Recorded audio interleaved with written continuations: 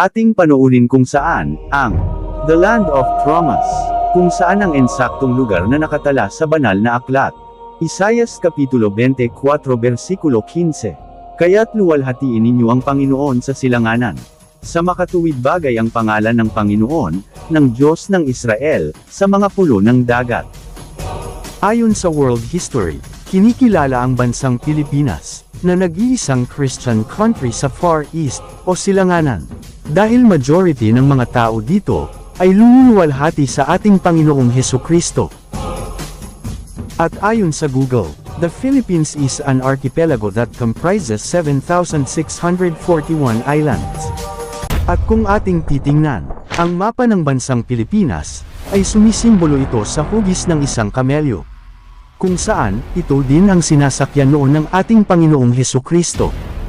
Dahil ang kamelyo ay ang pangunahing transportasyon noon, sa Israel, o sa mga madesyertong bansa. At ang lugar sa video na inyong mapapanood, ay ang area, o ang pwesto sa kamelyo na siyang inuupuan.